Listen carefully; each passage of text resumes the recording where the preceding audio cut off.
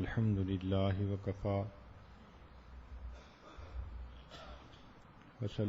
وسلام على عباده الذين اصطفى أما بعد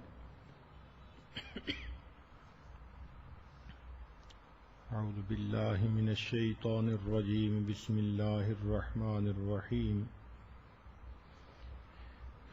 والله لا يحب الفساد سبحان ربك رب العزة عما يصفون وسلام على المرسلين والحمد لله رب العالمين اللهم صل على سيدنا محمد وعلى آل سيدنا محمد وبارك وسلم اللهم صل على سيدنا محمد وعلى آل سيدنا محمد وبارك وسلم اللهم صل على سيدنا محمد وعلى آل سيدنا محمد وبارك وسلم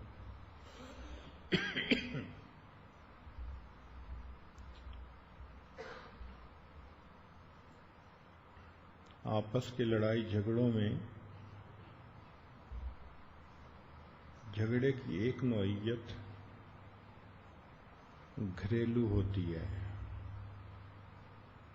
کہ گھر کے اندر جو لوگ رہ رہے ہیں وہ آپس میں لڑائی جھگڑا کر لیں، جیسے آپس میں بہن بھائی کا جھگڑا یا اولاد والدین کے درمیان جھگڑا۔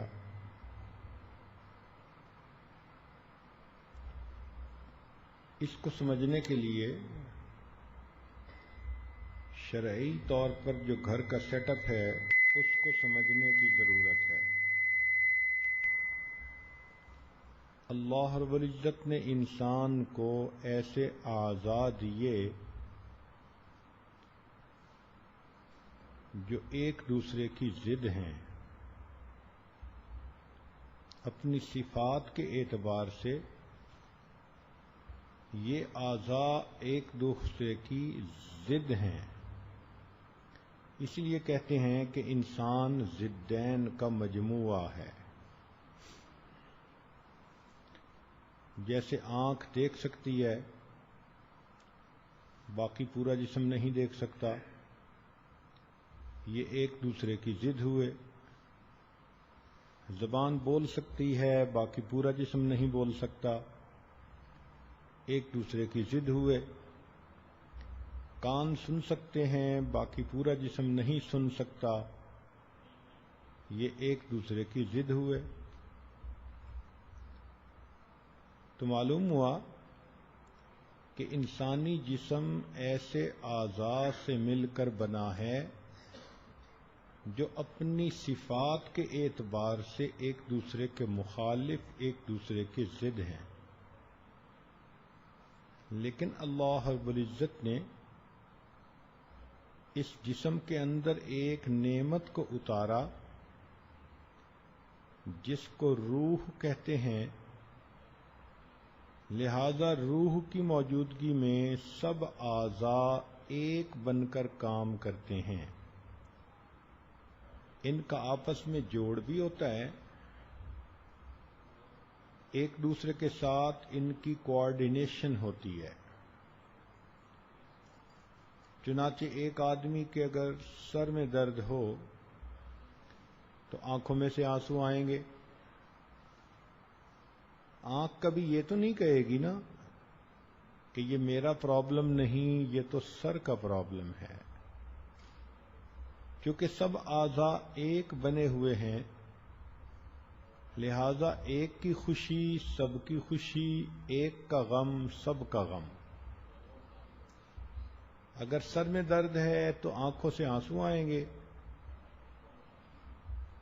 زبان سے آوازیں نکلیں گی، پاؤں چل کر ڈاکٹر کے پاس جائیں گے کہ آپ اس کی کوئی دوا دے دیجئے،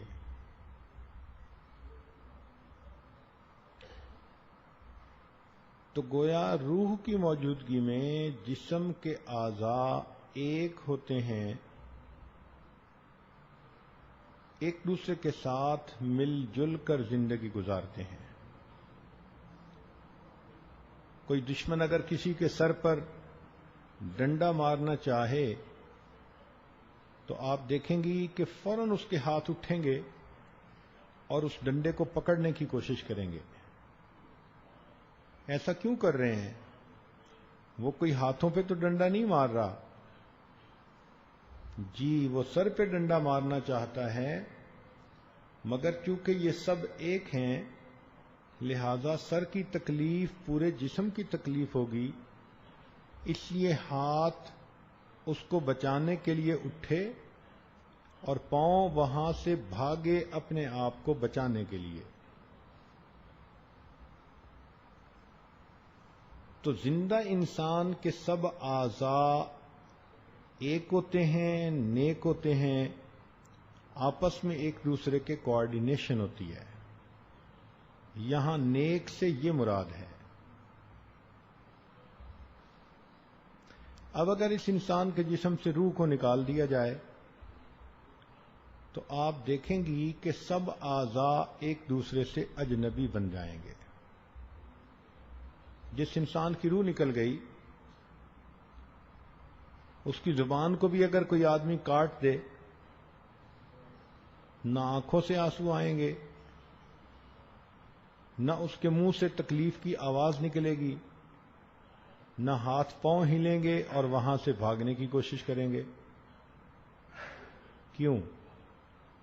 کہ جس چیز نے سب کو ایک بنایا ہوا تھا وہ رخصت ہو گئی، اب اعضاء سارے ایک دوسرے سے اجنبی ہو گئے، الگ الگ ہو گئے۔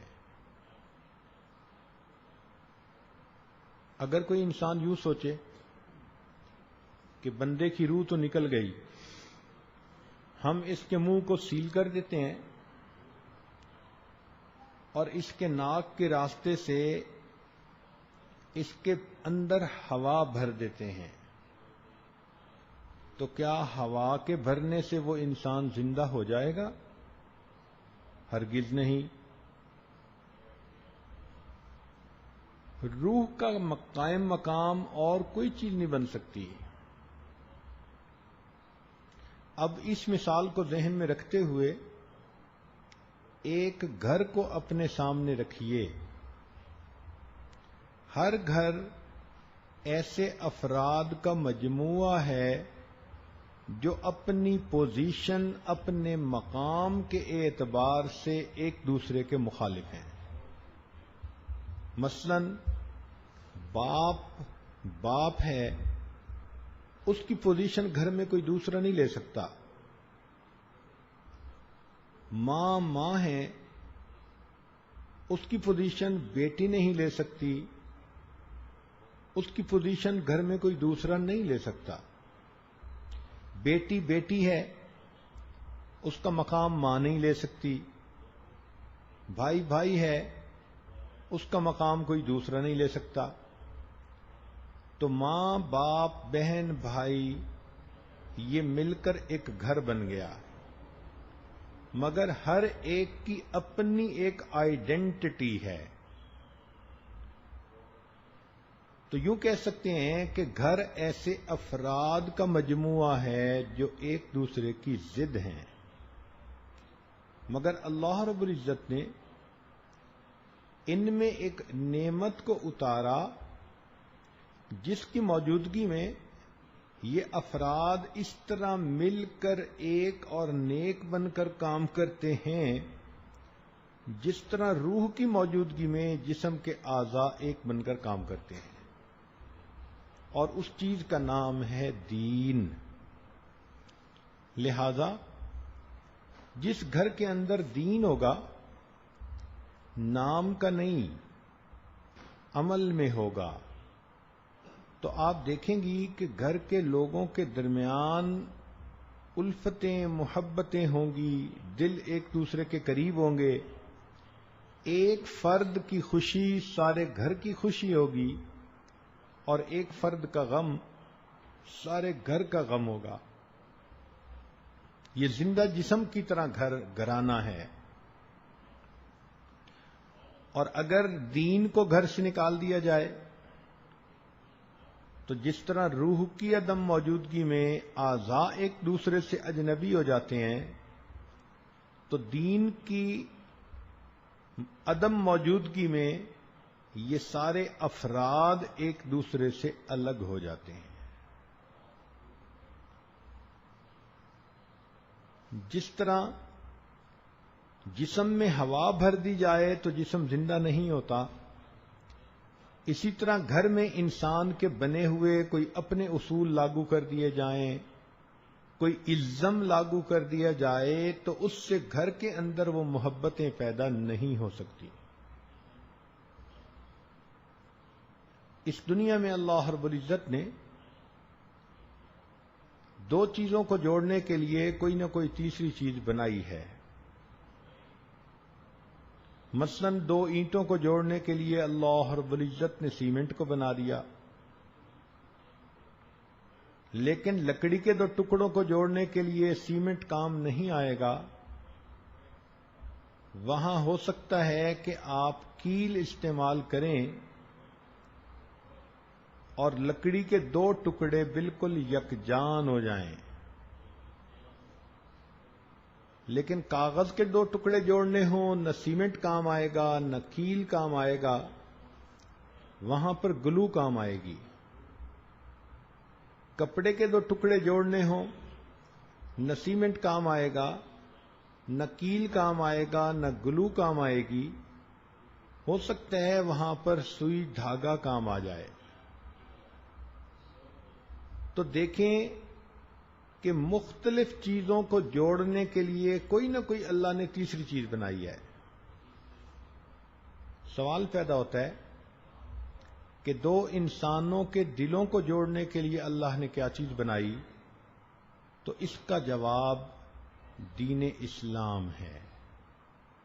اگر وہ دونوں لوگ شریعت پر عمل کرنے لگ جائیں، نیکی تقوی پر عمل کرنے لگ جائیں، تو اس نیکی کی وجہ سے اللہ ان کے دلوں میں خود بخود محبتیں پیدا فرما دیں گے۔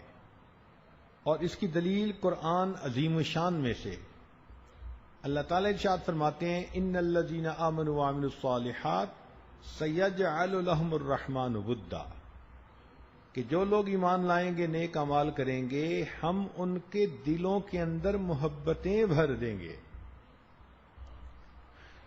تو نیکی پہ ہونا، دین پہ ہونا، یہ آپس میں دلوں کے محبتیں ہونے کا ذریعہ ہوتا ہے۔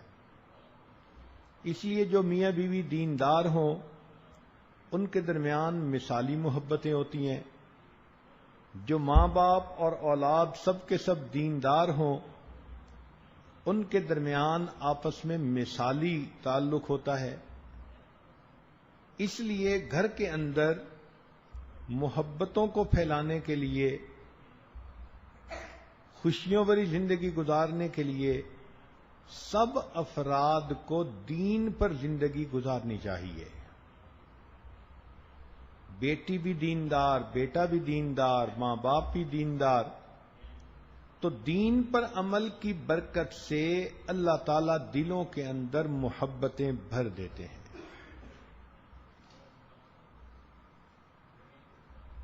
کفر کے ماحول میں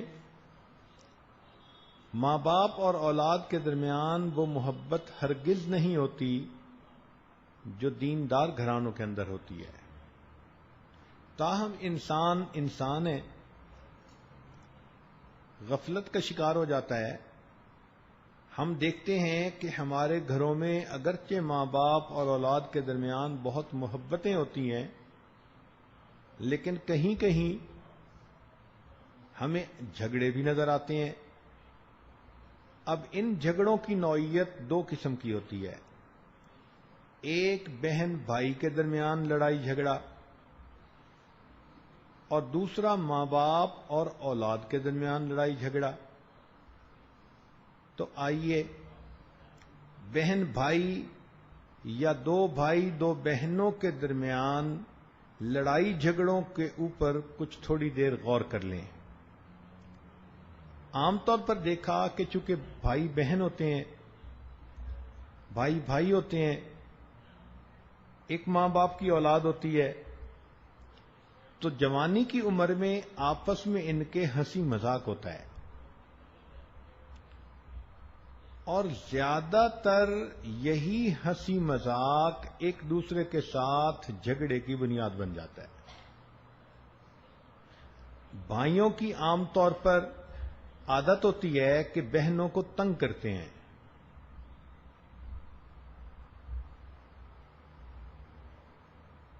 مذاق کرتے ہیں، اس نے کوئی کام کیا، ٹونٹ کر دی، الٹا جواب دے دیا، یا پھر کبھی اس کو دھکا دے دیا،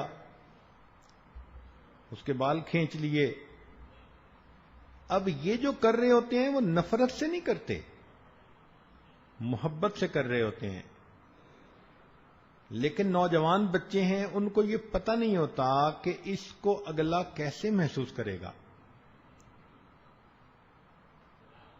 کتاب چھپا دی، اس کے کام میں کوئی عیب نکال دیا، بڑی محفل میں اس کو مذاق بنا دیا۔ تو عام طور پر بھائی بہنوں کے ساتھ ایسا کرتے رہتے ہیں، اور یہ محبت کی بنا پر کرتے ہیں۔ اب اس کے جواب میں بہن ہاتھ تو نہیں اٹھا سکتی، وہ زبان چلاتی ہے، وہ پھر آگے سے کڑوی کسیلی سناتی ہے، تو یہ لڑائی جھگڑے کی بنیاد ہو جاتی ہے۔ بلکہ کئی مرتبہ تو بھائی اگر اپنی بہن کو مارنے لگتا ہے تو بہن آگے سے بد دعائیں دینی شروع کر دیتی ہے۔ اب یہ بچے ہیں، ویسے دیکھو تو ایک دوسرے کے ساتھ بہت محبت، لیکن اس عمر کی وجہ سے، کچے پن کی وجہ سے ایک دوسرے کے ساتھ لڑائی جھگڑا بھی بہت۔ اچھا تم نے مجھے چیز نہیں دی تھی، میں تمہیں کیوں دوں؟ اس نے ایسے کہا تھا تو میں ایسے کیوں نہ کہوں؟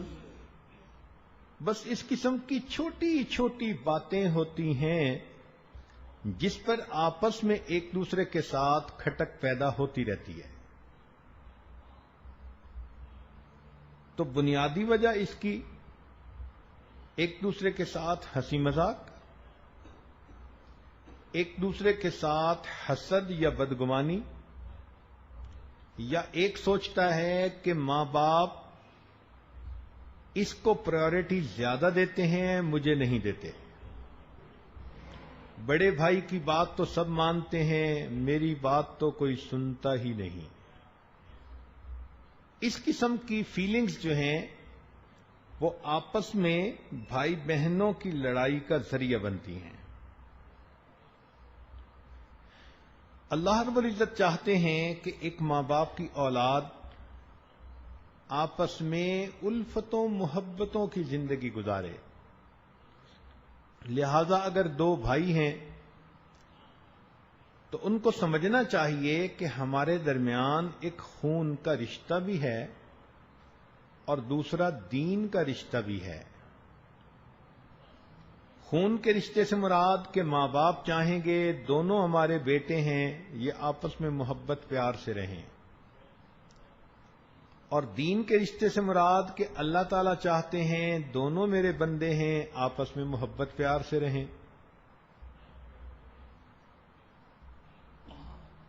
تو ان دونوں بھائیوں کو چاہیے کہ آپس میں اتنی محبت پیدا کر لیں کہ لوگ ان بھائیوں کو بھائی بھی سمجھیں اور ایک دوسرے کا دوست بھی سمجھیں۔ جب اللہ رب العزت اس رشتہ داری پہ خوش ہوتے ہیں تو کیا ضرورت ہے محلے کے لوگوں کو دوست بنانے کا؟ کیا ضرورت ہے سکول میں دوست بنانے کا؟ ایک گھر میں اگر 2-3 بھائی ہیں تو وہ آپس میں ایک دوسرے کو دوست بنائیں، ہیلپ لینی ہے تو بھی ایک دوسرے سے لیں، کھیلنا ہے تو بھی مل کے کھیلیں، کوئی کام کرنا ہے تو مل جل کر کام کریں۔ کئی گھرانوں میں ایسا دیکھا گیا کہ بھائیوں کے اندر اتنی محبت ہوتی ہے، کوآرڈینیشن ہوتی ہے کہ وہ بھائی کم نظر آتے ہیں، دوست زیادہ نظر آتے ہیں. ہر کام ایک دوسرے کے مشورے سے کرتے ہیں، ایک دوسرے کا اکرام کرتے ہیں، عزت احترام. اس سے گھر کے اندر محبتیں بڑھتی ہیں، سکون بڑھتا ہے، پریشانیاں گھٹ جاتی ہیں.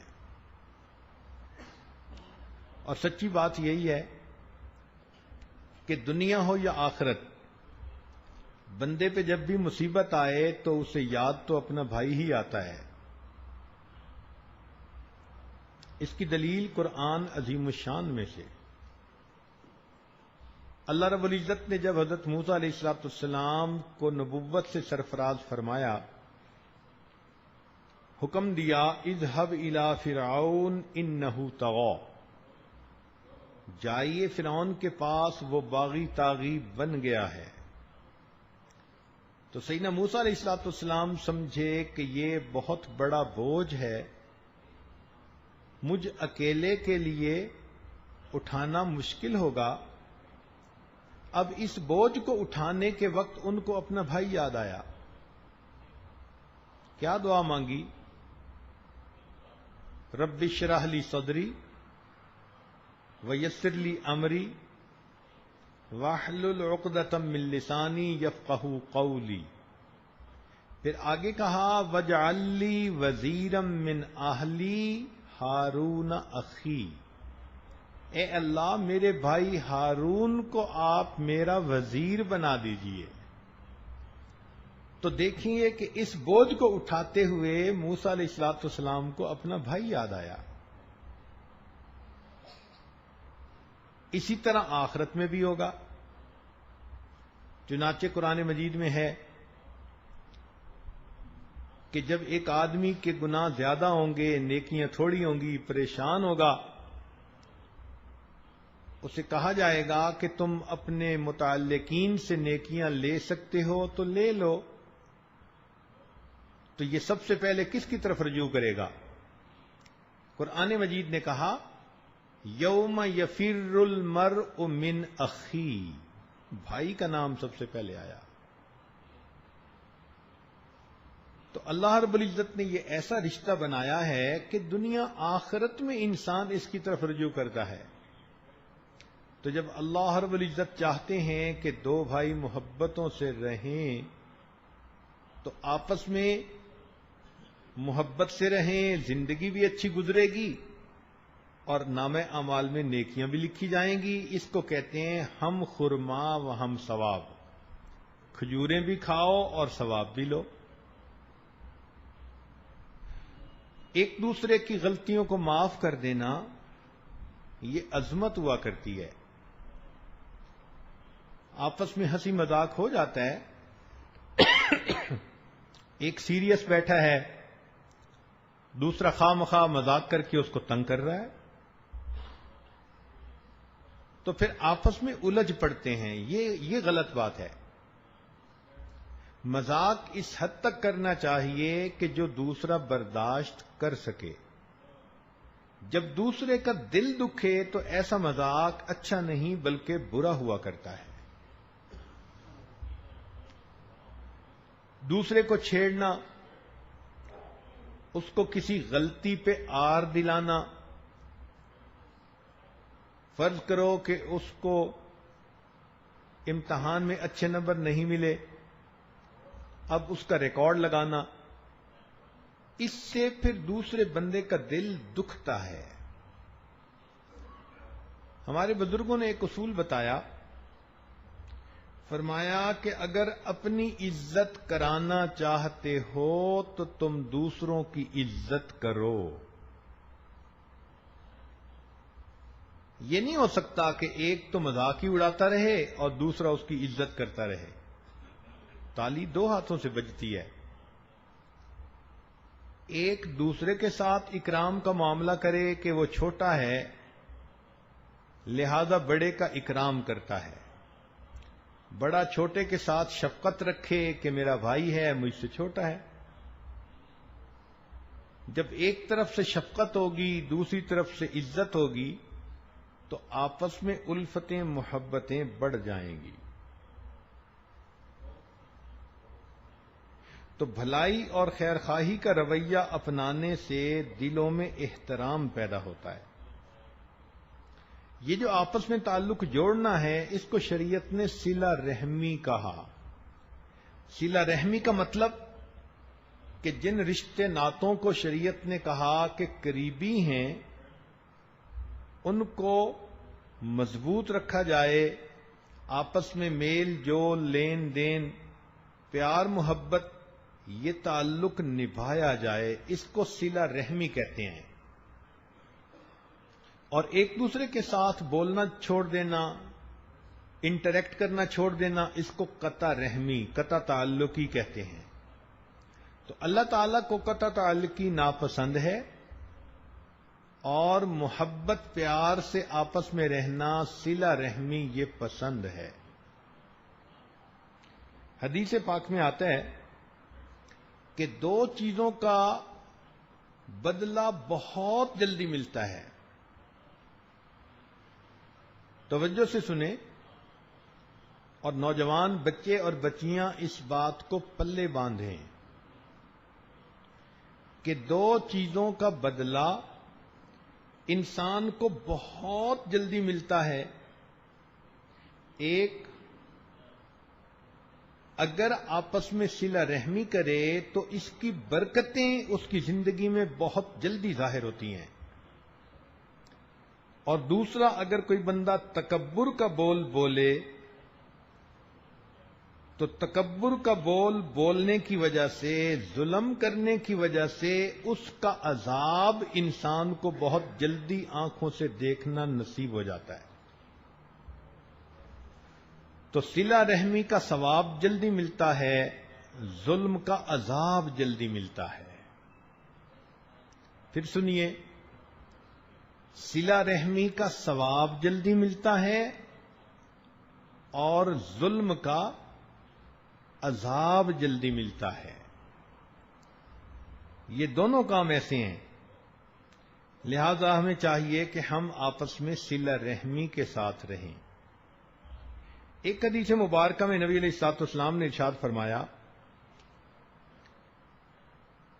کہ صلہ رحمی پر اللہ تعالی بندے کو 3 انعام عطا کرتے ہیں.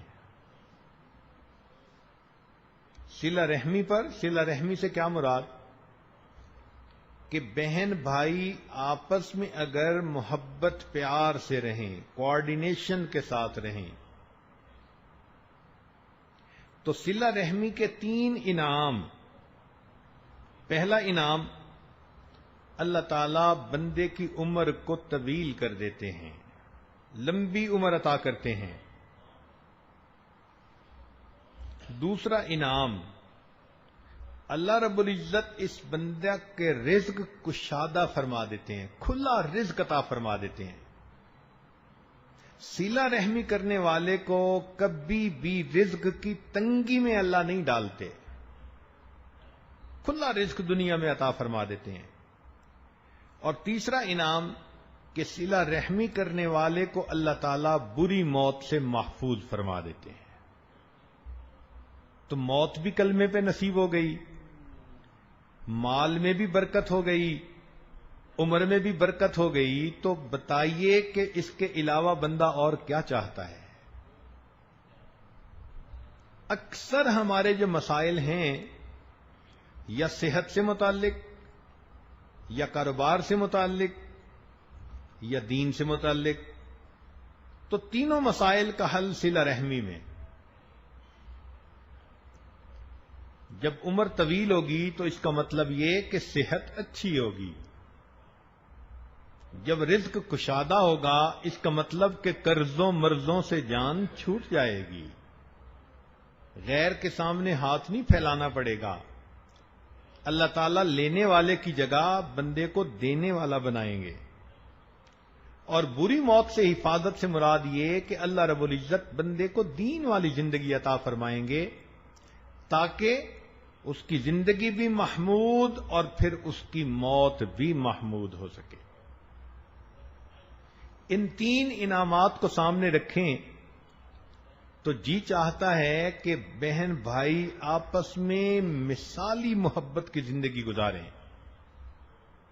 گھر میں بچوں کو یہ حدیث پاک سنائیں اور اس کے فائدے ان کو کھول کھول کر بتائیں کہ دیکھو تم آپس میں جھگڑتے ہو، ایک دوسرے کے ساتھ روٹھتے ہو، بول چال بند کر دیتے ہو، مار کٹائی کا معاملہ کرتے ہو۔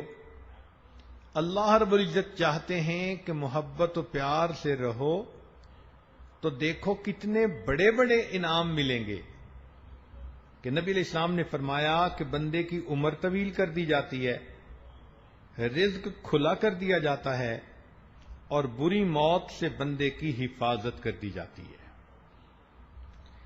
ایک اور حدیث پاک ہے، طبرانی شریف کی روایت ہے، نبی علیہ الصلوۃ والسلام نے ارشاد فرمایا کہ جو بندہ چاہے میرا حساب آسان ہو اور میں جلدی سے جنت میں داخل ہو جاؤں، جو شخص چاہے کہ قیامت کے دن میرا حساب آسان ہو اور میں جلدی سے جنت میں داخل ہو جاؤں، تو فرمایا کہ اس کو چاہیے کہ جو اس سے توڑے یہ اس سے جوڑے، یعنی جو اس سے دور ہونا چاہے بھائی بہن یہ اس کو قریب کرے، کوئی روٹھ جائے یہ اس کو منا لے، کوئی پریشان ہو تو یہ اس کی پریشانی کو ختم کرنے میں مدد کرے تاکہ دل ایک دوسرے کے ساتھ اور نتھی ہو جائیں۔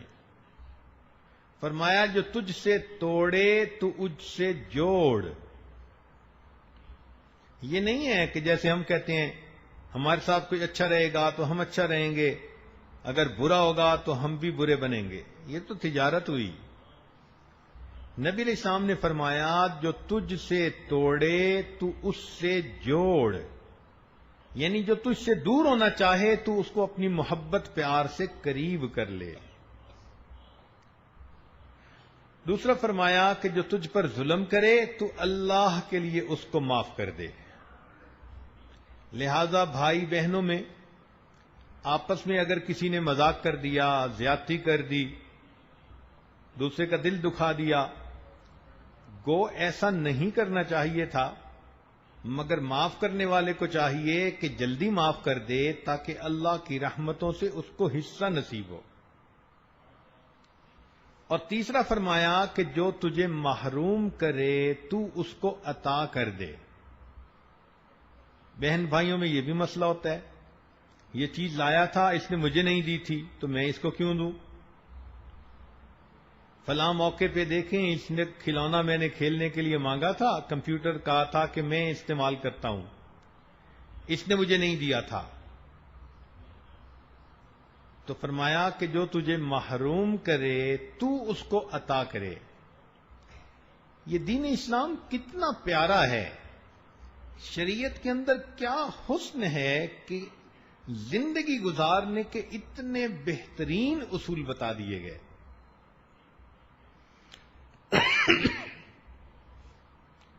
چنانچہ نبی علیہ السلام فرماتے تھے صل من قطعک، جو تجھ سے توڑے تو اس سے جوڑ، واعف عمن ظلمک، جو تجھ پر ظلم کرے تو اسے معاف کر دے، وَأَحْسِن مَنْ أَسَاءَ إِلَيْكَ، جو تیرے ساتھ برائی کرے تو اس کے ساتھ اچھائی کا معاملہ کر۔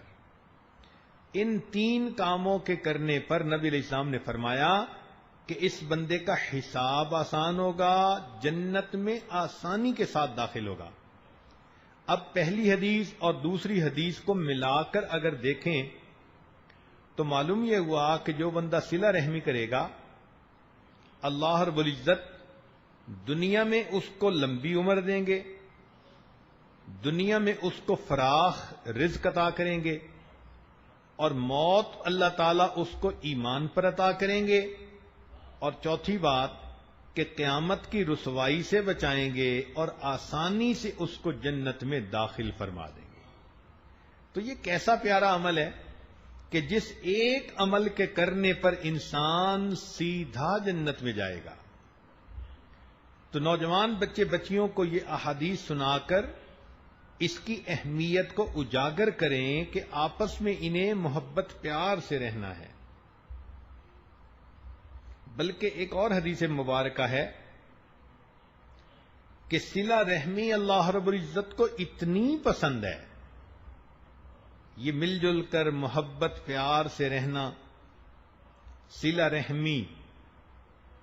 چونکہ عنوان آج گھر کے جھگڑوں کا ہے، لہذا اس میں نہ میاں بیوی کا نام آ رہا ہے، نہ پڑوسی کا، نہ کسی اور کا.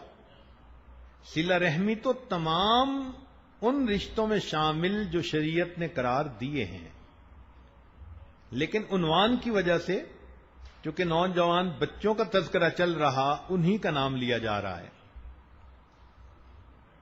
تو فرمایا کہ صلہ رحمی اللہ رب العزت کو اتنی پسند ہے کہ گھر کے لوگ اگر گناہگار بھی ہوں گے، صلہ رحمی کرنے کی وجہ سے اللہ ان کو مال اور اولاد کی کثرت عطا فرما دیں گے.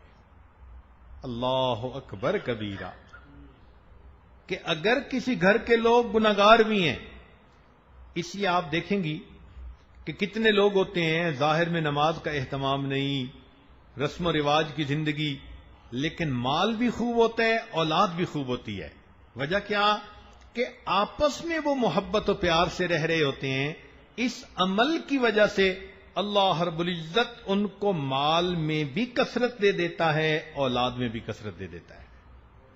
تو سوچئے اگر گناہگار بندوں کو بھی اللہ تعالیٰ یہ نعمتیں دے دیتا ہے، تو جو نیکوکار بن کر زندگی گزاریں گے اور صلہ رحمی کریں گے، پھر اللہ رب العزت کی کتنی برکتیں ان کو نصیب ہوں گی.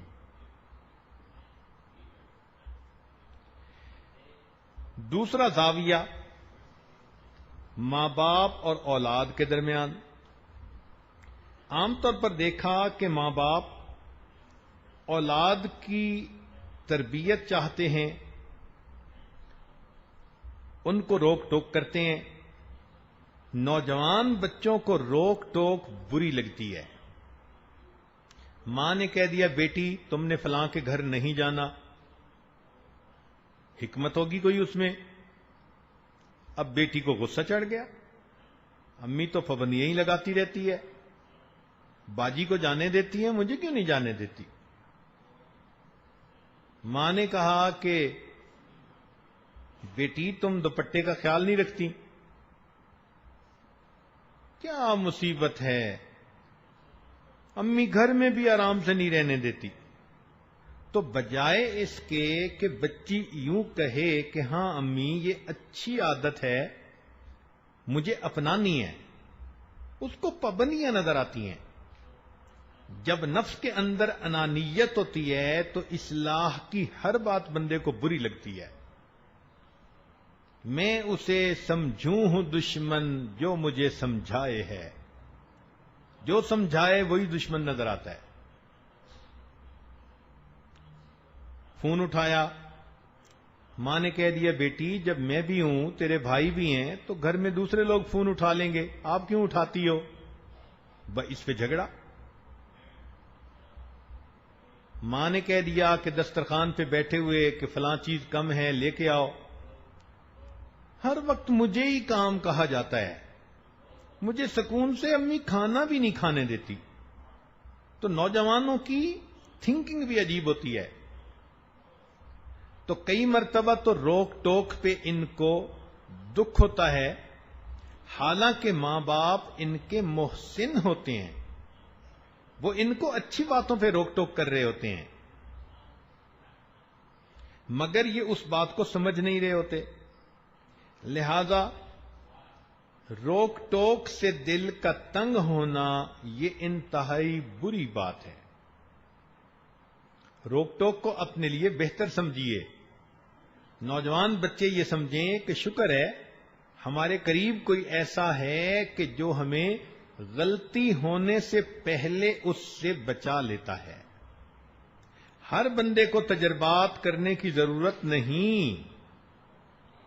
زندگی کے نفع نقصان کے تجربے ہر کسی کو کرنے پڑیں تو مصیبتوں میں سے گزرنا پڑ جائے، ذلتیں اٹھانی پڑ جائیں، پریشانیاں سر پہ آ جائیں، ہر ایک کو نفع نقصان کے تجربے کرنے کی ضرورت نہیں. ماں باپ نے دھوپ پہ بال سفید نہیں کیے ہوتے. جو زندگی کے وہ تجربے کر چکے، اولاد کو چاہیے کہ بس ان سے فائدہ اٹھائے، ماں باپ کی بات کا لحاظ رکھے. اس لیے ماں باپ کی بات کو دھیان سے سننا اچھی عادت ہے، اور ان کی بات کو درمیان میں کاٹ دینا یہ انتہائی بری بات ہے.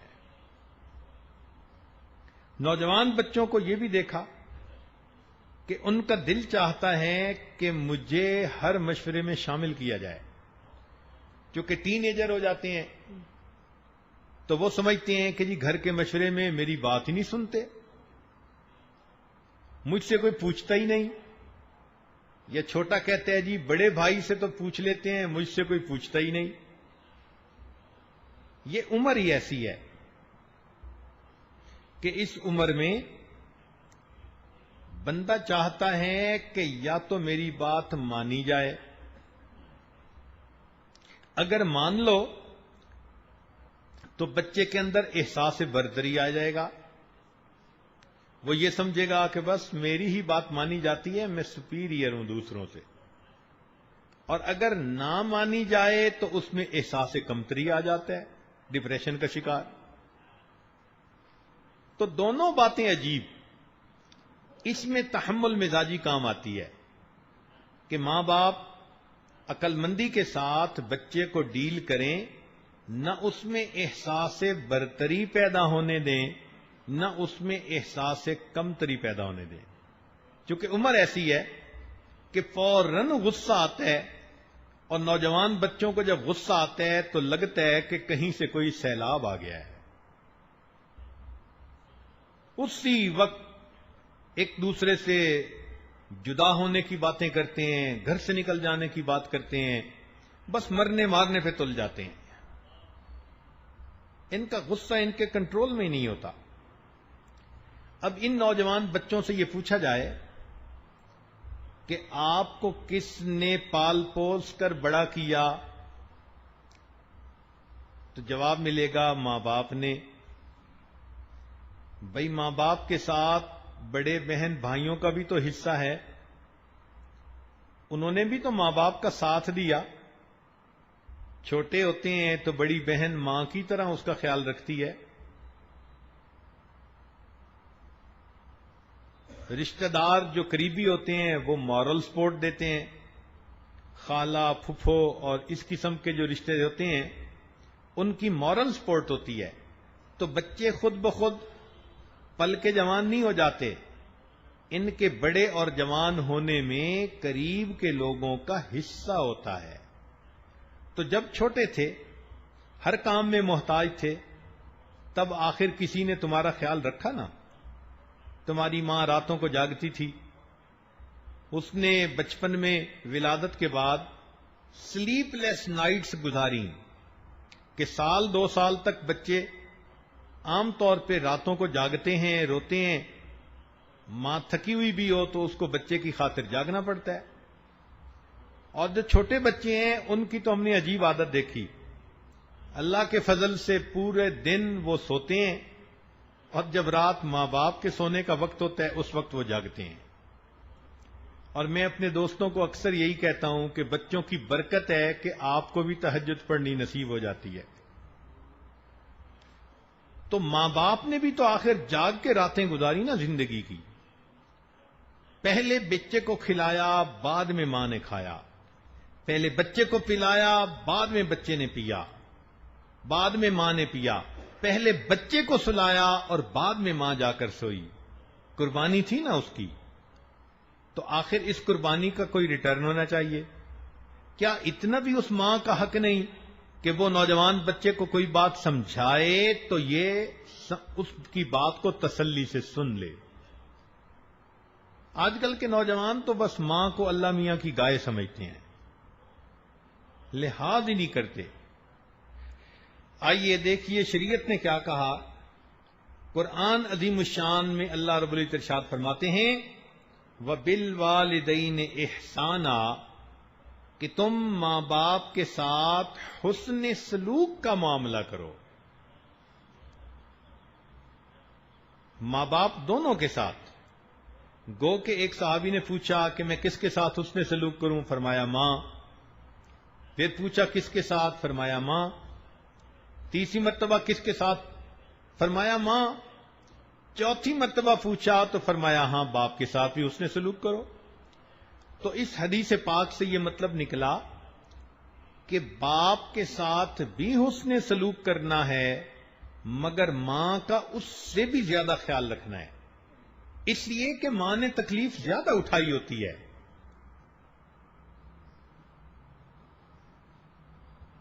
ایک سال تو اس نے پیٹ میں اٹھایا ہوتا ہے، پھر اس کے بعد 2 سال اس نے گود میں اٹھایا ہوتا ہے.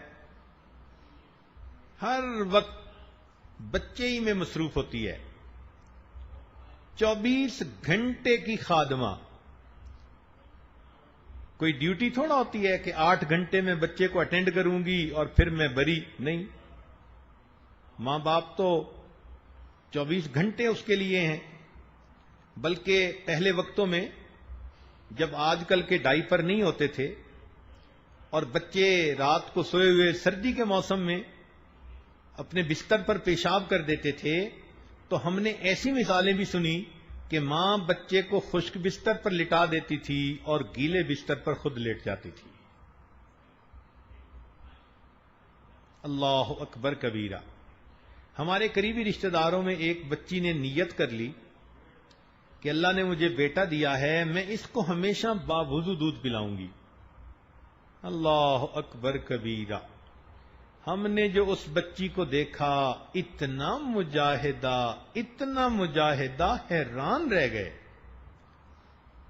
اس لیے کہ مدر فیڈنگ خود کرتی ہے اور اس نے کہا کہ میں نے نیت کی ہوئی ہے کہ باوضو پلاؤں گی. اب ہر وقت تو وضو نہیں رہتا، چلو دن میں تو گزارا ہو جاتا ہے. سردی کی راتوں میں بچے کو دودھ پلایا اور پلا کے وہ بیچاری لیٹی اور 5 منٹ اس کی آنکھ لگی کہ بچہ پھر رونے لگا. اب گرم بستر میں سے اٹھ کے وہ جائے اور باتھ روم میں وضو کر کے پھر آ کے پلا رہی ہے. پھر بچے کو فیڈ دی اور ابھی آدھا گھنٹہ بچہ نہیں سویا تھا کہ پھر رونا شروع کر دیا. اللہ کی شان، بچی کو پھر وضو کے لیے جانا پڑا. ایک رات میں وہ بچی 15 دفعہ جا کر وضو کر کے آتی. سوچیں وہ بچی رات کو کیا سوتی ہوگی. سفر میں بچہ رو رہا ہے اور بچی کا اس وقت وضو نہیں. اب جی کہیں وضو کی جگہ تلاش کرو. اب بچی کے لیے سفر میں وضو کی جگہ کتنا مشکل کام. کس جتن سے اس نے اپنے اس بیٹے کو دودھ پلایا. یہی سوچ سوچ کے مجھے حیرت ہوتی ہے اور دل کہتا ہے کہ واقعی اللہ رب العزت نے جو ماں کا یہ مقام بتایا، یہ اس ماں کا حق بنتا ہے. اسی لیے حدیث پاک میں آتا ہے کہ اللہ رب العزت شب قدر کے اندر بڑے بڑے گناہگاروں کی مغفرت فرما دیتے ہیں. جو ماں باپ کا نافرمان ہوتا ہے، شب قدر میں بھی اللہ اس کی مغفرت نہیں فرمایا کرتے. نبی علیہ الصلوۃ والسلام کی خدمت میں ایک صحابی آئے اور کہنے لگے اے اللہ کے نبی، مجھ سے بڑا گناہ سرزد ہو گیا. نبی علیہ السلام نے فرمایا جاؤ اپنی ماں سے دعا کروا لو. اس نے کہا اے اللہ کے نبی، میری ماں تو فوت ہو چکی. فرمایا جاؤ تمہاری خالہ ہے کہ جی وہ زندہ ہے. فرمایا جاؤ خالہ سے دعا کروا لو، اللہ تمہارے بڑے گناہ کو بخش دیں گے.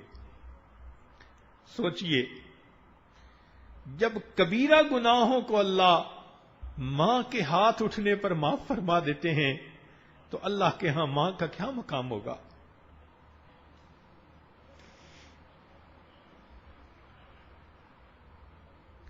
اس لیے جو شخص اپنے ماں باپ سے حسن سلوک کرتا ہے، اللہ رب العزت اس بندے کی زندگی میں برکتیں عطا فرماتے ہیں.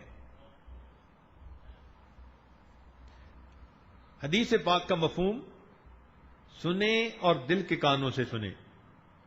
کہ جو شخص اپنے ماں باپ کے ساتھ حسن سلوک کا معاملہ کرتا ہے، اس کی آنے والی اولاد کل اس کے ساتھ حسن سلوک کا معاملہ کرے گی۔ یہ ہے عدل کا بدلہ، جیسی کرنی ویسی بھرنی۔ جو نوجوان بچے بچیاں آج اپنے ماں باپ کی خدمت کریں گی، کل جب ان کی شادیاں ہوں گی اور خود ماں باپ بنیں گے، اللہ ان کو بھی فرما بردار اولاد عطا فرمائیں گے۔ کیا مزے کی بات ہے! تو اس لیے نوجوان بچے بچیوں کو چاہیے کہ خدمت کر کے ماں باپ کو راضی کریں، تاکہ ان کی اولاد ان کو راضی کرے اور اس کے ذریعے سے اللہ رب العزت بھی ان سے راضی ہو جائیں۔ اس لیے شریعت نے کہا کہ ماں باپ اگر فوت ہو جائیں تو بندے کو چاہیے کہ جو ماں باپ کے تعلق والے تھے انسان، ان کے ساتھ حسن سلوک کا معاملہ کرے۔ مثلا ایک بندہ کہتا ہے میں اپنی ماں کی خدمت نہ کر سکا، فوت ہو گئی، تو بھائی اب آپ اپنی خالہوں کی خدمت کرو۔ جی خالہ بھی کوئی نہیں، تو بھائی ماں جن سے تعلق رکھتی تھی، جن کو وہ اپنے قریب سمجھتی تھی، اگر ان کا اکرام کرو گے تو تمہیں اپنی والدہ کا اکرام کرنے کا ثواب دیا جائے گا۔ یہ عمل اللہ رب العزت کو اتنا پسند ہے کہ انسان کو دنیا کی مصیبتوں سے بھی بچاتا ہے۔ چنانچہ بخاری شریف کی روایت ہے کہ بنی اسرائیل کے 3 بندے سفر پر نکلے، بارش ہو گئی تو اس سے بچنے کے لیے وہ غار کے اندر چلے گئے۔ بارش کی وجہ سے ایک بڑی چٹان جو تھی وہ گری اور غار کے منہ کے اوپر آ گئی۔ اتنی وزنی تھی کہ تینوں نے مل کر زور لگایا مگر وہ ہلتی نہیں تھی۔ اب کوئی وہاں تھا ہی نہیں جو ان کی مدد کرے۔ تینوں زور لگا لگا کے جب تھک گئے، عاجز آ گئے، تو اب ان کو موت آنکھوں کے سامنے نظر آنے لگ گئی کہ غار کا منہ بند ہے، ہم بھوکے پیاسے ایڑیاں رگڑ کر یہیں مر جائیں گے۔ اس وقت انہوں نے سوچا کہ اللہ رب العزت کے سامنے کوئی اپنے عمل پیش کرو کہ جن عملوں کو قبول کر کے اللہ ہمیں اس مصیبت سے نجات دے دے۔ چنانچہ انہوں نے اپنے اپنے عمل پیش کیے، جن میں سے ایک نے یہ کہا میں بکریاں چراتا تھا اور جب گھر واپس آتا تو میں اپنی والدہ کو دودھ دیا کرتا تھا۔ ایک رات جب میں آیا تو والدہ سو چکی تھی، میں دودھ لے کر کھڑا رہا کہ والدہ کی آنکھ کھلے گی تو میں دودھ دوں گا۔ اللہ وہ پوری رات سوئی رہیں، ان کی آنکھ نہیں کھلی اور میں پوری رات ہاتھ میں دودھ کا گلاس لے کے انتظار کرتا رہا۔ میرے اللہ، اگر یہ میرا عمل آپ کو پسند ہے، ہمیں اس مصیبت سے نجات دیجئے۔ تو اس عمل کی برکت سے اللہ رب العزت نے تیسرا حصہ غار کا جو منہ تھا اس کو کھول دیا۔ پھر دوسرے نے اپنا عمل پیش کیا کہ ایک کزن تھی، میرا اس کے ساتھ نفسانی شیطانی شہوانی تعلق تھا، میں نے کسی ہیلے بہانے سے اس کو زنا پر آمادہ کر لیا۔ جب میں زنا کرنے لگا تو اس وقت اس نے مجھے کہا کہ تم اللہ کی مہر کو کیوں توڑتے ہو؟ جو چیز شریعت میں تمہارے لیے حرام ہے تم اس کا ارتکاب کیوں کرتے ہو؟ اس کی بات میرے دل پر ایسی بیٹھ گئی کہ موقع کے باوجود میں نے اس کو بھیج دیا اور اس گناہ کا ارتکاب نہیں کیا۔ اس عمل کو اللہ قبول کر لے۔ چنانچہ اس عمل کی وجہ سے اللہ رب العزت نے 1/3 اور جو ہے غار کا منہ کھول دیا۔ پھر تیسرے نے اپنا عمل پیش کیا کہ میں نے بکریاں پالی، میرا ایک پارٹنر تھا، کچھ عرصے کے بعد چلا گیا، میں نے اس کے مال کو اسی طرح بڑھاتا رہا کئی سالوں کے بعد جب وہ آیا اور اس نے مانگا تو میں نے اس کا پورا مال اسے دے دیا. جو حیران ہو گیا وہ, اے اللہ میں نے آپ کے لیے یہ کیا, اگر عمل پسند ہے تو ہمیں نجات دیجئے. تو وہ چٹان منہ سے ہٹ گئی اور اللہ رب العزت نے تینوں کو اس مصیبت سے نجات عطا کر دی. اب یہاں یہ بات سوچنے کی ہے کہ ماں باپ کے ساتھ حسن سلوک بھی ان اعمال میں سے ہے کہ جن اعمال کا واسطہ دیا جائے اللہ بندے کو دنیا کی مصیبتوں سے بھی بچا دیتے ہیں. اس لیے نوجوان بچوں کو چاہیے کہ وہ بھی اپنے ماں باپ کی خدمت کریں, ان کی دعائیں لیں, اور ماں باپ کو بھی چاہیے کہ وہ اولاد کے ساتھ پلنگ اور چارپائی والا معاملہ نہ کریں کہ ادھر سے اٹھا کے ادھر رکھ دی, ذرا سی بات پہ ڈانٹ پلا دی. وہ بھی ان کو انسان سمجھیں, ان کی بات کو سنیں اور ان کو سمجھانے کی کوشش کریں. زبردستی اپنی رائے بچوں پہ ٹھونسنے کی بجائے ان بچوں کو سمجھانا چاہیے, نفع نقصان بتانا چاہیے, تاکہ بچے اپنی خوشی کے ساتھ ایک کام کو کر رہے ہوں. تو ماں باپ کو بھی اس کا خیال کرنا چاہیے اور اولاد کو بھی خیال کرنا چاہیے. اب اگر بالفرض ماں باپ خیال نہیں کر پاتے تو کیا نوجوانوں کو بھی پھر خیال نہیں رکھنا چاہیے؟ نہیں. شریعت کہتی ہے کہ ماں باپ نے اگر خیال نہ بھی رکھا تمہیں اجر تب ملے گا جب تم پھر بھی ان کی خدمت کرو گے. حیرت کی بات ہے کہ شریعت کہتی ہے کہ ماں باپ اگر کافر ہیں اور مشرک ہیں وَصَاحِبْهُمَا فِي الدُّنْيَا مَعْرُوفًا, تم اس دنیا میں ان کے ساتھ پھر بھی اچھائی کا معاملہ کر لو. تو کافر اور مشرک ماں باپ کے ساتھ اگر اچھائی کا حکم, تو جو ایمان والے ماں باپ ہیں جنہوں نے بچے کو چھوٹی عمر میں کلمے کی نعمت دے دی, ان کے ساتھ اچھائی کرنا اللہ کو کتنا پیارا ہوگا. لہذا اگر بہن بھائی آپس میں محبت و پیار سے رہیں, اولاد ماں باپ کے ساتھ محبت و پیار سے رہے, ان کی خدمت کرے, تو گھر پھر ایک جنت کا نمونہ بن جاتا ہے. اللہ تعالیٰ اس گھر میں عزتیں بھی دیتے ہیں, صحت دیتے ہیں, رزق میں برکتیں, اولاد میں برکتیں. موت بھی آتی ہے تو ایمان پر, اور آخرت میں بھی حساب آسان اور جنت میں جانا آسان. تو اس عمل پر دیکھیے اللہ رب العزت کی کتنی رحمتیں ہوتی ہیں. ہمارے قریب کے ایک دیہات میں ایک واقعہ پیش آیا جو سنا کر یہ عاجز اپنی بات کو مکمل کرتا ہے. امید ہے کہ نوجوان بچے اور بچیاں اس بات کو دل کے کانوں سے سنیں گے. دیہاتی علاقے میں بوڑھے ماں باپ تھے, اللہ نے بڑھاپے میں ان کو اولاد عطا کر دی. بچے کو انہوں نے پڑھایا, بچہ ذہین تھا, حتیٰ کہ وہ بچہ پڑھ لکھ کر انجینئر بن گیا. اب جب وہ انجینئر بنا تو شہر کے اندر اس کو بڑی اچھی نوکری مل گئی, کوٹھی مل گئی, کار مل گئی.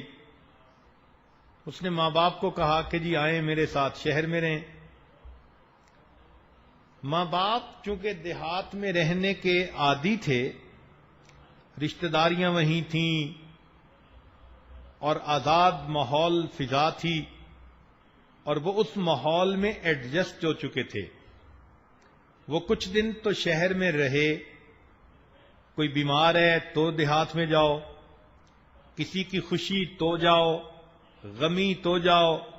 تو ماں باپ نے کہا کہ بیٹے ہم سے بار بار کہ یہ سفر نہیں ہوتے, ہمیں آپ وہیں دیہات میں رہنے دو, ساری برادری وہیں ہے, ہم ان کی خوشی غمی میں بھی شریک ہوتے رہیں گے. آپ نے اگر رہنا ہے تو آپ شہر میں رہ لو, آتے رہنا, ہم سے ملتے رہنا.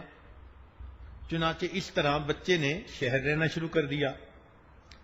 کچھ عرصے کے بعد اس نے سوچا کہ بھئی اب ہر طرح سے میں سیٹ تو ہو ہی چکا ہوں, تو مجھے شادی کروا لینی چاہیے. شہر کا ایک بڑا معزز گھرانہ تھا, ان کے بارے میں پتہ چلا کہ ان کی بیٹی خوبصورت بھی ہے, خوبصیرت بھی ہے. اس نے ان کی طرف نکاح کا پیغام بھیجا. ماں باپ سے پوچھا. ماں باپ نے کہا کہ بیٹے زندگی آپ نے گزارنی ہے، جہاں آپ خوش ہوں گے ہم بھی وہیں خوش ہوں گے. لو جی اس کی شادی ہو گئی. اب شادی کے بعد یہ اپنی بیوی کو گھر لے کے آیا. بیوی کچھ عرصہ تو ماں باپ کو ملنے، اس کے ماں باپ کو ملنے دیہات میں جاتی رہی. پھر جب بچوں کے سلسلے شروع ہو جاتے ہیں تو آنا جانا بھی مشکل ہوتا ہے. ماں باپ اس بچے کو کہتے کہ آپ ہمارے پاس ہفتے میں ایک دفعہ آ جایا کرو. یہ ایک دفعہ چلا جاتا ملنے.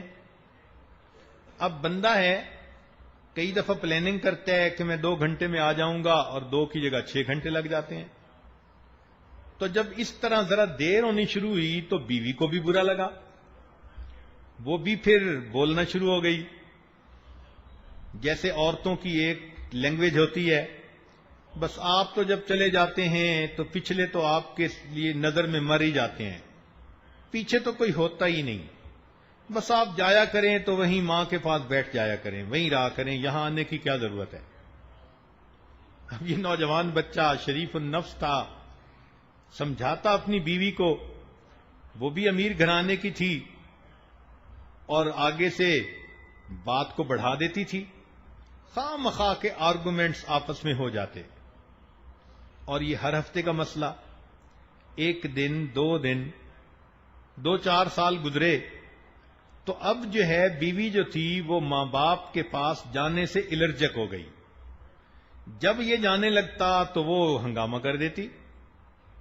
یہ پریشان کہ وہاں نہ جاؤں تو ماں باپ ناراض، اور اگر جاؤں تو یہاں بیوی ناراض. سوچتا تھا کہ میں کیسے اس مصیبت سے جان چھڑاؤں. اتنے میں اس کو سعودی عرب سے ایک جاب آفر آ گئی. بہت اٹریکٹیو پیکج تھا، فرنج بینیفٹس تھے. اس نے ماں باپ کو جا کر بتایا کہ مجھے تو سعودی عرب میں نوکری مل لی ہے. ماں باپ بڑے خوش ہوئے. بیٹے ہمارا اللہ حافظ ہے، تم پاس دیس میں جاؤ گے، اللہ کا گھر دیکھو گے، اور بیٹے ہمارے لیے یہی خوشی کافی ہے. ماں باپ نے اجازت دے دی. یہ بیوی بچوں کو لے کر مکہ مکرمہ آ گیا. وہاں آنے کے بعد اس زمانے میں ٹیلی فون تو زیادہ ہوتے نہیں تھے. بس جو حج اور عمرے پہ لوگ آتے تھے انہی کے ذریعے پیغام رسانی ہوتی تھی یا کوئی چیز ایک دوسرے کو پہنچا دی جاتی تھی. چنانچہ یہ بچہ شروع میں ان کے لیے خرچہ بھی بھیجتا رہا اور کبھی کبھی صحت خوشی کے پیغام بھی بھیجتا رہا. لیکن 13 سال یہ وہیں پر رہا اور اپنے والدین کی طرف واپس نہ آ سکا. نیک تھا، ہر سال حج کرتا تھا. ایک مرتبہ حج کے دوسرے تیسرے دن یہ مطاف میں کھڑا ہے، بیت اللہ کے سامنے زارو قطار رو رہا ہے. کسی اللہ والے نے دیکھا، پوچھا نوجوان کیا ہوا؟ کہتے ہیں کہ مجھے 13 سال ہو گئے ہیں، ہر دفعہ میں حج کرتا ہوں، لیکن حج کے 2-3 دن کے بعد میں خواب دیکھتا ہوں کہ کوئی کہنے والا کہتا ہے تیرا حج قبول نہیں، اور میں پریشان ہوں کہ پتہ نہیں کون سی مجھ سے ایسی غلطی ہوتی ہے کہ میرا حج اللہ کی بارگاہ میں قبول ہی نہیں. وہ اللہ والے تھے، بندے کی نبض پہچانتے تھے. انہوں نے 2-4 باتوں میں گیس کر لیا، فگر آؤٹ کر لیا کہ اس بچے نے 13 سال ماں باپ کو شکل ہی نہیں دکھائی، ان کے پاس گیا ہی نہیں، تو بوڑھے ماں باپ صاف ظاہر ہے کہ اس پر خفا ہوں گے. انہوں نے بات سمجھائی کہ بیٹے جاؤ، ماں باپ زندہ ہیں، ان کی خیر خبر لو، پھر واپس آنا. خیر یہ بچہ آیا اور اس نے آ کر فوراً اپنی ٹکٹ بک کروا لی. بیوی نے کچھ آئیں بائیں شائیں کرنے کی کوشش کی، مگر یہ نوجوان سیریس تھا، اس نے بھی اس کو شیر کی آنکھیں دکھائیں. جب بیوی نے دیکھا کہ یہ بہت سیریس نظر آتا ہے تو چپکے سے ڈر کے مارے بھیگی بلی بن کے بیٹھ گئی. خیر اس نے تیاری کی, یہ واپس اپنے ملک آیا. اب جب اپنے گاؤں کے قریب پہنچا تو اس نوجوان کو یہ بھی پتہ نہیں تھا کہ میرے ماں باپ اس وقت زندہ بھی ہیں یا نہیں ہیں. اب یہ سوچ رہا ہے کہ پتہ نہیں میرے ماں باپ کی سال میں ہے. 13 سال گئے ہوئے ہو گئے تھے. اس کو ایک 9-10 سال کا لڑکا ملا گاؤں کا. اس نے اس سے پوچھا کہ وہ فلاں بوڑھے میاں بڑے میاں کا کیا حال ہے. اس نے بتایا جی وہ بڑے میاں تو 6 مہینے ہوئے فوت ہو گئے, البتہ وہ بوڑھی عورت ابھی زندہ ہے, گھر میں ہے اور بڑی بیمار ہے. اور میں نے سنا کہ ان کا ایک بیٹا ہے جو کوئی سعودی عرب گیا ہوا ہے. پتہ نہیں وہ کیسا نامعقول بیٹا ہے جو اپنی ماں باپ کی خبر ہی نہیں لیتا. اس بچے کو کیا پتا تھا کہ وہ اسی نوجوان سے بات کر رہا ہے. بچہ تو بات کر کے چلا گیا, لیکن اس نوجوان کے دلوں کے تار کو چھیڑ گیا. اب اس کو احساس ہوا, اوہو والد دنیا سے چلے گئے, میں نے آخری وقت میں ان کی شکل ہی نہ دیکھی. اب تو امی مجھ سے ناراض ہوگی, اور امی تو میرا چہرہ ہی نہیں دیکھے گی, امی تو مجھے گھر سے ہی نکال دے گی, بات ہی نہیں کرے گی میرے ساتھ.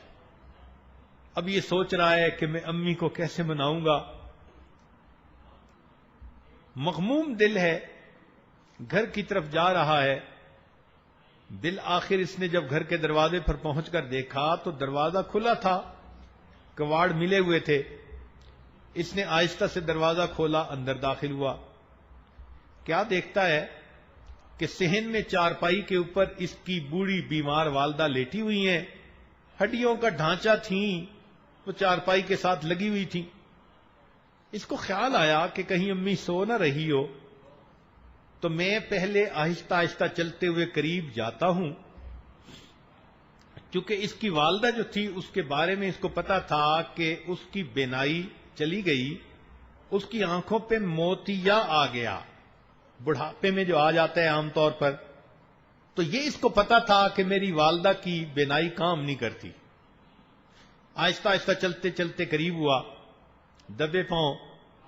جب بالکل قریب پہنچا کہ بھئی امی سوئی ہوئی ہے یا جاگ رہی ہے, تو یہ حیران ہوا کہ اس کی والدہ اس وقت ہاتھ اٹھے ہوئے تھے اور کچھ لفظ کہہ رہی تھی, گویا اللہ تعالی سے دعا مانگ رہی تھی. اب بیٹا یہ سوچتا ہے کہ ماں بات نہیں کرے گی, مجھے گھر سے نکال دے گی, میری شکل نہیں دیکھے گی. اور ادھر ماں کا دل دیکھو کہ اس بڑھاپے میں اور بیماری میں چارپائی پر لیٹی ہوئی ہے اور وہ دعا مانگ رہی ہے. تو بچے نے جب قریب ہو کر سنا تو ماں یہ الفاظ کہہ رہی تھی, اللہ میرا خامد دنیا سے چلا گیا, میرا ایک ہی بیٹا ہے جو میرا محرم ہے, اللہ اسے بخیریت واپس پہنچا دینا, تاکہ اگر میری موت آئے تو مجھے قبر میں اتارنے والا کوئی میرا محرم موجود ہو.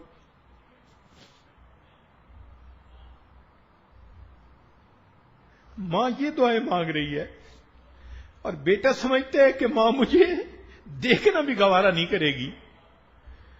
تو ماں کے جب الفاظ اس نے سنے کہ امی کہہ رہی ہے اللہ میرا خامن تو فوت ہو گیا, میرا ایک ہی بیٹا ہے, بخیریت اس کو واپس پہنچانا تاکہ جب میری موت کا وقت آئے مجھے بھی قبر میں اتارنے والا کوئی میرا محرم موجود. اس نے فوراً کہا امی میں آ گیا ہوں. تو ماں چونک اٹھی, آواز سنتے ہی میرے بیٹے آ گئے. جی امی میں آ گیا ہوں. ماں کہنے لگی بیٹے ذرا قریب ہو جانا, میں تمہاری شکل تو دیکھ نہیں سکتی, مجھے اپنا بوسہ لینے دو, مجھے اپنے جسم کی خوشبو سونگھنے دو. یہ ماں کی محبت ہوتی ہے.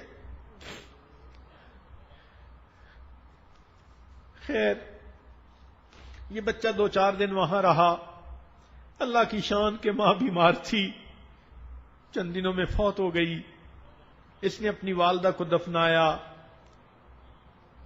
کفنایا اور اس ذمہ داری سے فارغ ہوا. اور کچھ عرصے کے بعد یہ واپس مکہ مکرمہ آ گیا. کہتے ہیں کہ اگلے سال جب حج کا موقع آیا اس نے حج کی. حج کے دوسرے دن پھر خواب دیکھا. جس شخص کو دیکھتا تھا اس نے دیکھا کہ وہی ہے اور اس کو کہہ رہا ہے اللہ نے تیرے اس حج کو بھی قبول کر لیا اور تیرے پچھلے 13 حجوں کو بھی قبول کر لیا.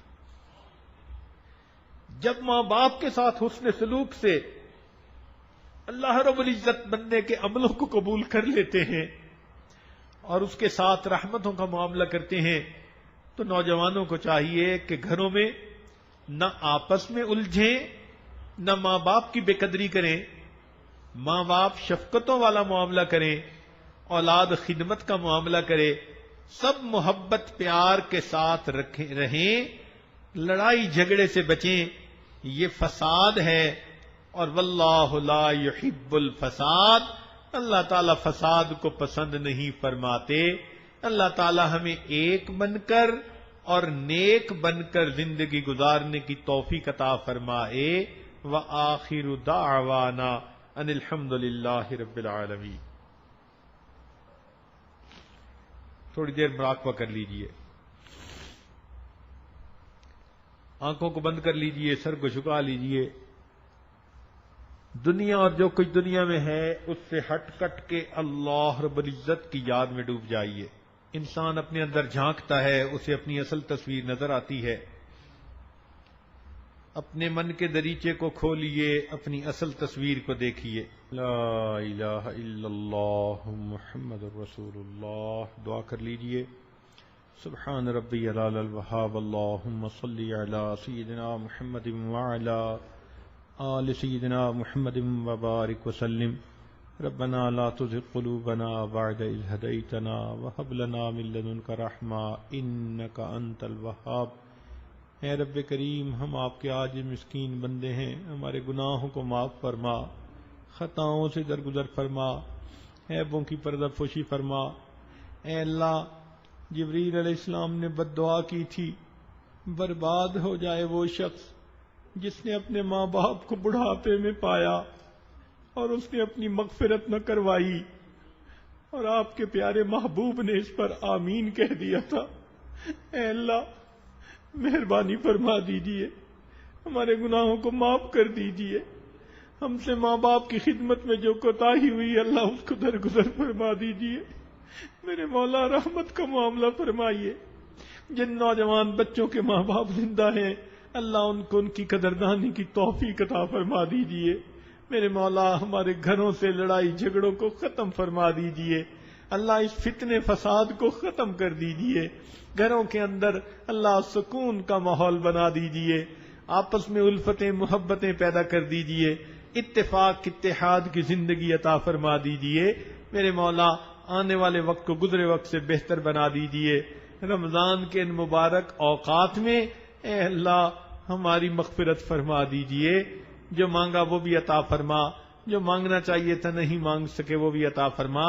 اے اللہ جنہوں نے دعاؤں کے پیغامات بھجوائے اللہ ان کی نیک مرادوں کو پورا فرما. ربنا تقبل منا انک انت السمیع العلیم تب علینا انک انت التواب الرحیم.